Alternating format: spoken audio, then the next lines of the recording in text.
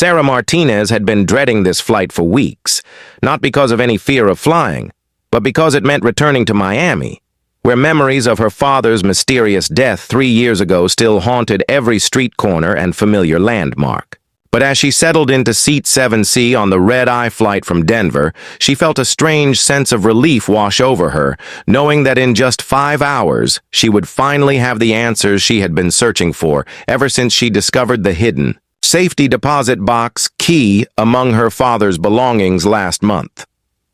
The Boeing 737 was only half full, which meant she had the entire row to herself, and as the plane taxied down the runway, Sarah pulled out the worn photograph that had started this entire journey, showing her father standing next to a man she didn't recognize outside what appeared to be an aircraft hangar, with the numbers 447 clearly visible on a plane in the background, and on the back of the photo, someone had written in her father's handwriting the words, "They think I don't know, but Sarah does." As the plane climbed through the clouds over the Rocky Mountains, Sarah found herself replaying the conversation she had with her father's former business partner, Marcus Webb, just 2 days ago, when he finally admitted that her father had been investigating something dangerous in the months before his death, something involving a commercial airline flight that had crashed under suspicious circumstances and that her father believed. He had evidence that could expose a massive cover-up involving government officials and airline executives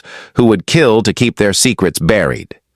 The gentle vibration of the engines and the dim cabin lighting began to work their magic on Sarah's exhausted mind, as she had barely slept in the past week, since discovering that the safety deposit box contained not only documents about Flight 447, but also a detailed journal in her father's handwriting describing how he had uncovered evidence of deliberate sabotage and a list of names that included several high-ranking officials who were supposedly dead according to public records, but whom her father claimed were very much alive and living under new identities. Sarah tried to stay awake to review the documents one more time, but the combination of stress and exhaustion from months of investigation finally caught up with her, and she drifted off somewhere over Kansas with the manila envelope containing her father's research clutched tightly against her chest, unaware that 3 rows behind her, a man in a business suit was watching her every move through the reflection in his window while speaking quietly into a satellite phone about the package that needed to be retrieved before the plane landed in Miami. The flight attendant named Jennifer had noticed the man making multiple phone calls since takeoff, which was unusual for a red-eye flight, and she had also observed that he seemed far more interested in watching the sleeping woman in 7C than in the movie playing on his personal screen. But what really caught her attention was when she overheard him mention something about Sarah Martinez and how the timeline had been moved up because someone had talked, and now they needed to act before she could reach her destination. 3 hours into the flight, as Sarah slept peacefully dreaming of her father and the answers that awaited her in Miami, the cockpit received an urgent communication from air traffic control that would change everything, as they were patched through to a conference call involving FBI agents and airline security officials who revealed that Sarah Martinez was carrying documents that could expose one of the largest conspiracies in aviation history, and that there were credible threats against her life from people who would stop at nothing to prevent that information from becoming public. Captain Robert Hayes had been flying commercial aircraft for 22 years and had never received a call like this one, as the federal agents explained that Sarah's twin sister Emma had contacted them just hours before the flight with information about a plot to eliminate Sarah and retrieve the documents she was carrying. But before Emma could provide full details about who was involved and how they planned to act, she had been found unconscious in her apartment with signs of forced entry and possible poisoning. The captain looked back through the cabin at the sleeping woman in 7C, completely unaware that her life was in immediate danger, while somewhere on his aircraft at least one person and possibly more were preparing to make their move, and as he reached for the intercom to wake her up, he realized that this routine red-eye flight had just become a deadly game of cat and mouse at 30,000 feet, with nowhere to run and nowhere to hide. As the captain's finger hovered over the intercom button, he noticed on his passenger manifest that 3 people had changed their seat assignments after boarding, all of them moving to positions that would give them clear sight lines to row 7, and when he cross-referenced their names with the list that the FBI had provided him, his blood ran cold as he realized that Sarah Martinez was not just carrying dangerous information. She was trapped in a metal tube with the very people who wanted her dead.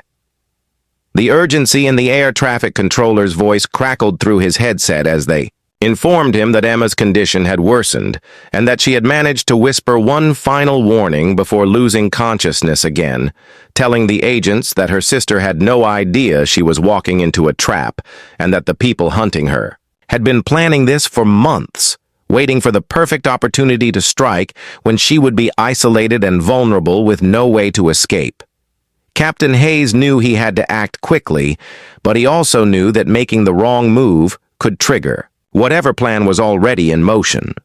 So he made the decision that would either save Sarah Martinez or seal her fate as he reached for the intercom and prepared to ask the question that would shatter the peaceful silence of the cabin and alert everyone on board, including potential killers, that their target was about to be awakened.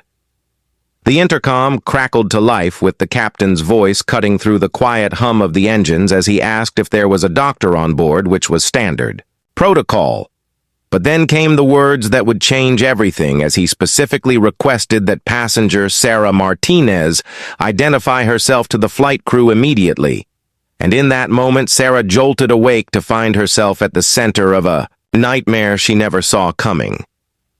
Sarah's heart hammered against her ribs as she fumbled for the call button above her seat while trying to process why the captain would be asking for her specifically, and as she looked around the dimly lit cabin, she noticed that several passengers had turned in their seats to stare at her with expressions ranging from mild curiosity to what appeared to be cold calculation, and she realized with growing dread that her name being announced over the intercom had just painted a target on her back for anyone who might be listening. The flight attendant Jennifer appeared at her side within seconds, moving with an urgency that suggested this was far from a routine passenger request, and as Sarah stood on unsteady legs, she noticed that Jennifer kept glancing nervously toward the back of the plane, where a tall man in a dark suit had risen from his seat and was now walking slowly down the aisle in their direction while pretending to stretch his legs, but his eyes never left Sarah's face. As they made their way toward the front of the aircraft, Sarah caught glimpses of other passengers who seemed far too alert for a red-eye flight, including a woman with short blonde hair who was typing rapidly on her phone, despite the fact that they were supposed to be in airplane mode, and a heavy-set man near the emergency exit who had positioned himself so that he could see both Sarah and the cockpit door while his hand rested suspiciously inside. His jacket pocket. Jennifer guided Sarah past the first-class cabin where she noticed that 2 seats that had been empty during boarding were now occupied by passengers she didn't remember seeing before, and when she tried to get a better look at their faces, one of them quickly turned away, while the other stared directly at her with pale blue eyes that seemed to look right through her, as if he was memorizing every detail of her appearance for some future purpose. The cockpit door opened before they reached it, and Captain Hayes emerged with a grim expression that immediately told Sarah this was about something far more serious than a medical emergency, and when he handed her the satellite phone, she could see that his hands were trembling slightly as he explained that her sister Emma had been found unconscious in her Miami apartment just hours ago, with Sarah's business card clutched in her hand, and evidence of a break-in that suggested someone had been searching for something specific. The captain's voice dropped to barely above a whisper as he revealed the most chilling detail that Emma had managed to scrawl a message on her bedroom wall before losing consciousness, and the words she had written in what appeared to be her own blood were, "She knows the truth about Flight 447, and they are coming for her tonight."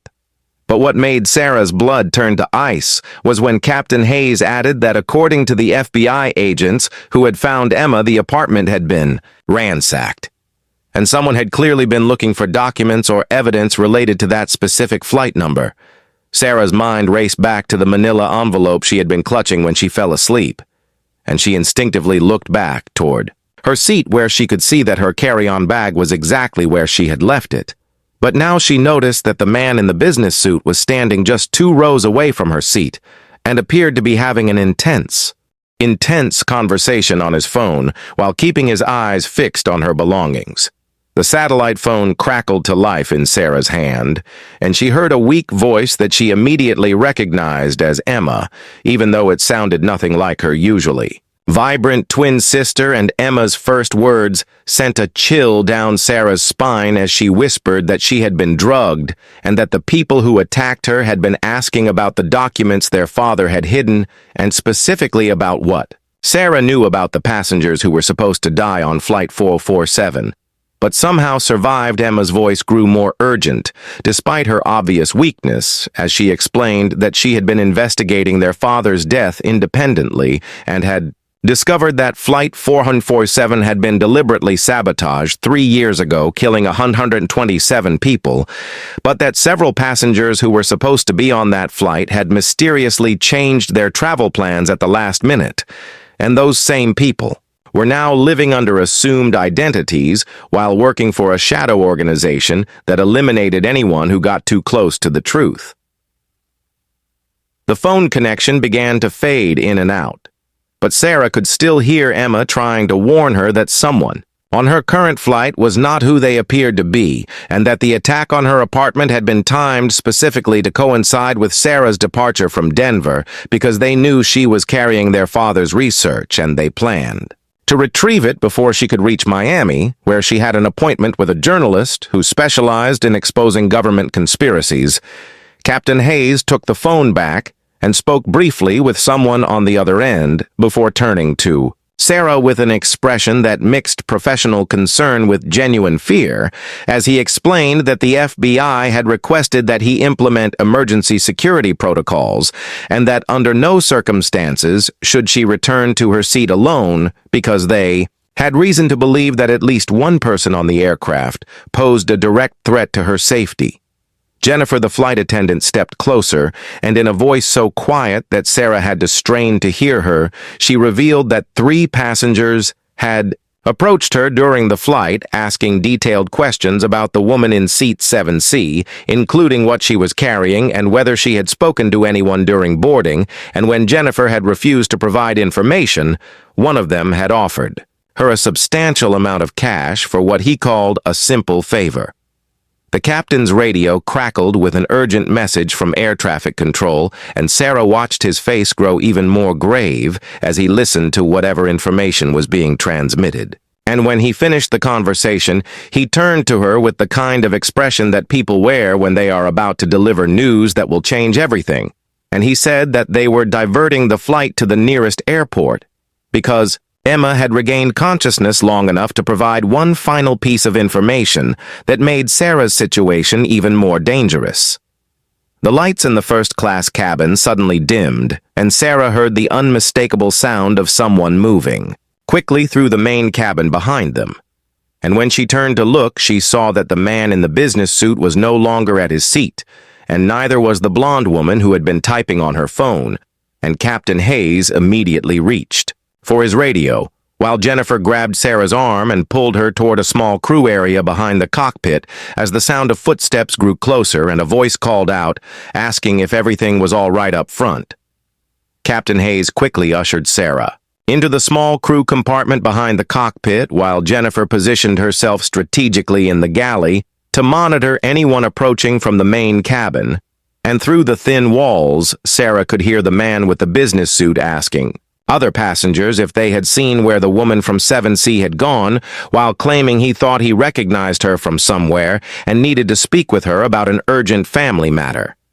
The captain's hands moved swiftly across the radio controls as he contacted air traffic control with a coded emergency message that Sarah didn't understand, but she could tell from his tense body language that whatever Emma had revealed in those final moments of consciousness had elevated the threat level significantly, and when he finished the transmission, he turned to Sarah with eyes that held a mixture of determination and barely controlled fear.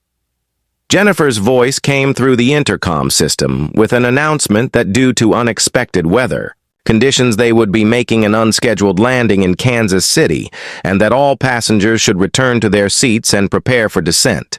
But Sarah noticed that the captain was shaking his head grimly as he explained that the weather story was a cover and that they were actually diverting because the FBI had discovered something about the passenger manifest that changed everything. The satellite phone rang again, and Captain Hayes answered it immediately, putting the call on speaker. So Sarah could hear as Emma's voice came through much clearer than before, though still weak and strained, as she explained that she had managed to access their father's encrypted files on his old computer, and what she found there had made her realize that Sarah was walking into a carefully orchestrated trap that had been 3 years in the making. Emma's breathing was labored, but her words were urgent as she revealed that their father had not just discovered evidence about Flight 447, but had actually been working undercover for a government task force, investigating a conspiracy that reached the highest levels of both the airline industry and federal agencies, and that his death had been made to look like a heart attack, but was actually an assassination carried out by the same people who were now hunting Sarah. The most terrifying revelation came when Emma explained that the document Sarah was carrying contained not just evidence of the Flight 447 sabotage,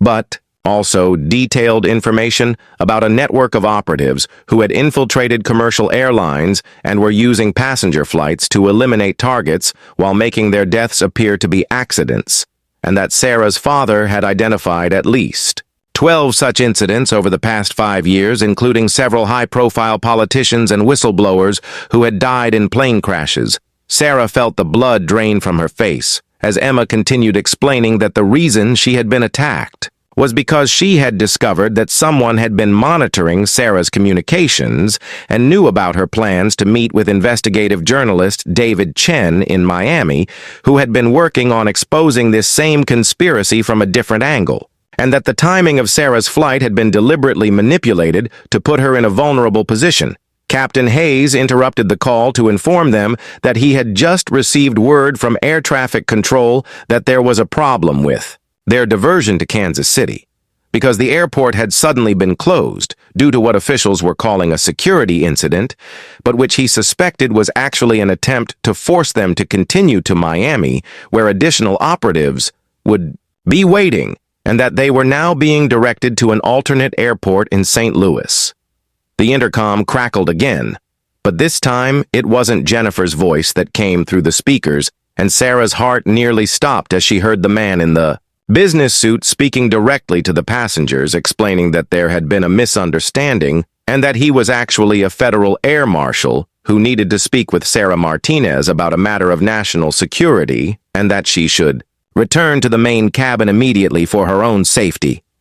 Jennifer's voice came through the crew communication system in a panicked whisper as she reported that the man claiming to be an air marshal was now showing other passengers what appeared to be official credentials, while the blonde woman had positioned herself near the emergency exits and was preventing anyone from moving freely through the cabin, and that a third person she hadn't noticed before had emerged from the lavatory and was now standing guard near the cockpit door. Emma's voice on the satellite phone became more urgent as she explained that their father's files contained photographs and detailed profiles of the operatives involved in this conspiracy, and that one of them was a man named Marcus Volkov, who specialized in eliminating targets during commercial flights by using methods that would appear to be medical emergencies or accidents, and that according to the intelligence their father had gathered, Volkov had been responsible for at least 6 deaths over the past 2 years.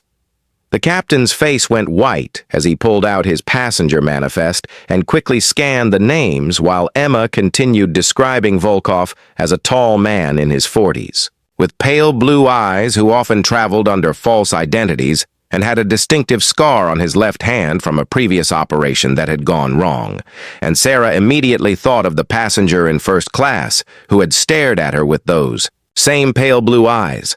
Sarah's worst fears were confirmed when Captain Hayes found the name Michael Vaughn on the manifest in seat 2A and showed her the passport photo, which clearly showed the scar on the man's left hand that Emma had described, and the captain immediately began implementing emergency protocols while explaining that they were now dealing with a professional assassin who had somehow managed to board the aircraft with false credentials and was likely armed despite airport security. The situation became even more desperate when Jennifer reported through the communications system that the man claiming to be an air marshal had convinced several passengers to help him search for Sarah, and that they were now systematically checking every compartment and storage area on the aircraft, while the blonde woman had taken control of the main cabin and was preventing anyone from using their phones or moving from their assigned seats. Emma's voice on the satellite phone was fading again, but she managed to convey one final crucial piece of information: that their father had discovered the conspiracy was planning something called Operation Clean Slate, which involved eliminating all remaining witnesses and evidence related to Flight 447, and that Sarah was the primary target because she possessed the only complete copy of the evidence that could expose the entire network. The aircraft suddenly shuddered as Captain Hayes began an emergency descent towards St. Louis, but the radio crackled with a new voice identifying himself as air traffic control supervisor, who informed them that their clearance to land had been revoked due to security concerns and that they were being ordered to continue to their original destination in Miami, where federal agents would be waiting to escort Sarah Martinez into protective custody. Sarah realized with growing horror that even the air traffic control system had been compromised, and that no matter where they landed, there would be operatives waiting for her. And as the captain tried to argue with the controllers, she heard Jennifer scream from the main cabin, followed by the sound of something heavy hitting the floor, and then silence as the lights in the crew compartment suddenly went out, leaving them in complete darkness while footsteps approached the cockpit door. The satellite phone went dead in Sarah's hands, just as she heard Emma trying to warn her about something else, and Captain Hayes reached for his emergency radio while whispering that they were now completely on their own at 30,000 feet, with nowhere to run and no one left to trust, as the footsteps outside grew closer and someone began trying to force open the cockpit door. The cockpit door shuddered under repeated impacts as someone on the other side used what sounded like a heavy service cart to try to break through, while Captain Hayes frantically worked the radio trying to reach any air traffic control facility that might not be compromised, and Sarah pressed herself against the back wall of the crew compartment, clutching the manila envelope that contained her father's research, as the sound of splintering wood indicated that their sanctuary would not hold much longer. Through the chaos, Sarah could hear multiple voices in the main cabin and realized that what had started as a covert operation to retrieve the documents had now escalated into something far more desperate and violent, as the operatives abandoned any pretense of subtlety and moved to secure the aircraft by force, while Captain Hayes managed to establish contact with a military air traffic controller who confirmed that civilian authorities had been ordered to stand down and that they were now in a communications blackout zone. The lights flickered back on just as the cockpit door gave way, and Sarah found herself face to face with the man she now knew was Marcus Volkov, whose pale blue eyes showed no emotion as he stepped into the cramped space, followed by the blonde woman who was holding what appeared to be a medical syringe, while behind them, Sarah could see Jennifer lying motionless on the galley floor with blood trickling from a head wound. Volkov spoke in a calm, measured voice that was somehow more terrifying than if he had been shouting, as he explained that this situation had gone on long enough and that Sarah could make this easy on everyone by simply handing over the documents her father had stolen and walking quietly to the back of the plane, where they could discuss the matter privately while the aircraft continued to Miami, where additional resources were waiting to clean up this unfortunate misunderstanding. Captain Hayes stepped protectively in front of Sarah while keeping one hand on the radio controls and informed Volkov that he had already transmitted their situation to military authorities and that fighter jets were being scrambled to escort them to a secure airfield. But Volkov simply smiled and revealed that he had been monitoring all radio communications and that the military response Hayes was counting on had been delayed indefinitely due to a convenient training exercise that was keeping all available aircraft grounded. The blonde woman moved closer with the syringe while explaining in a voice devoid of any warmth that the contents would simply make Sarah sleep peacefully until they reached their destination, and that resistance would only result in unnecessary pain for everyone involved, including the innocent passengers who had no idea they were caught in the middle of a national security operation that was far above their clearance level. Sarah realized that her only chance was to use the information she possessed as leverage, and she held up the manila envelope while announcing loudly enough for any conscious passengers to hear that it contained evidence of government-sanctioned murders, including detailed records of how Flight 447 had been sabotaged and how the same methods had been used to eliminate dozens of other targets over the past 5 years, including several prominent politicians and journalists who had gotten too close to the truth. Volkov's calm demeanor cracked slightly as Sarah continued speaking, and she could see that he was calculating whether it would be better to silence her immediately or try to contain the situation until they reached Miami, where they would have more resources and fewer witnesses. But his hesitation gave Captain Hayes the opportunity he needed to grab the emergency axe from its mounting bracket and position himself between the operatives and Sarah. The aircraft suddenly lurched violently to one side as Captain Hayes had secretly engaged the autopilot in an evasive maneuver that sent everyone in the cockpit area stumbling and gave Sarah the chance to break past Volkov and run toward the main cabin where she hoped to find passengers who might help her, or at least serve as witnesses to whatever was about to happen. But what she found instead was a scene that made her blood run cold. Most of the passengers were slumped in their seats, either unconscious or barely conscious, and Sarah realized that the operatives had somehow managed to introduce some kind of sedative into the cabin air system while she had been in the crew compartment, and the few passengers who were still alert were clearly working with Volkov as they moved to block her escape routes while maintaining the pretense that they were trying to help with what appeared to be a medical emergency. Sarah ran toward the back of the aircraft, clutching the envelope, while shouting for anyone who could hear her that she was carrying evidence of mass murder and government corruption, but her voice seemed to echo in the eerily quiet cabin where most passengers appeared to be in various stages of unconsciousness, and she realized that this entire flight had been orchestrated from the beginning, with most of the legitimate passengers having been drugged while operatives filled the remaining seats. The blonde woman appeared behind her, moving with surprising speed despite the narrow aisle, and Sarah could hear Volkov giving orders to secure all exits while maintaining radio silence until they reached Miami, where a full cleanup crew would be waiting to eliminate any remaining evidence and ensure that the official record would show nothing more than a tragic accident involving a disturbed passenger who had suffered a psychotic break at altitude. Sarah reached the rear galley and found herself trapped with nowhere else to run as the operatives closed in from both directions. But she noticed that one of the emergency exits was directly beside her, and although she knew that opening it at this altitude would be catastrophic, she also realized that it might be her only chance to prevent the documents from falling into the wrong hands, and to ensure that the truth about her father's murder and the Flight 447 conspiracy would eventually come to light.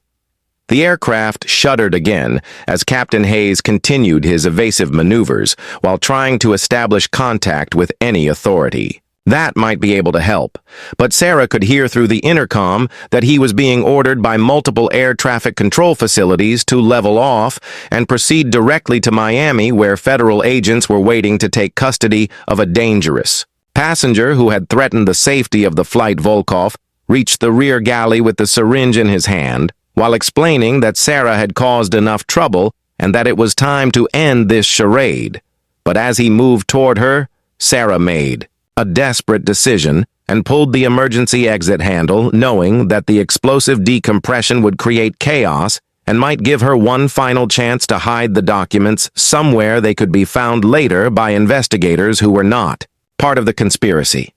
The exit door blew outward with tremendous force, and the cabin instantly filled with rushing wind and debris as oxygen masks dropped from the ceiling and passengers who had been unconscious were suddenly jolted awake by the emergency, while Sarah used the confusion to stuff the manila envelope into a seat-back pocket in a row that she hoped would survive whatever was about to happen as the aircraft began an uncontrolled descent toward the dark landscape below. Volkov fought against the rushing wind to reach Sarah,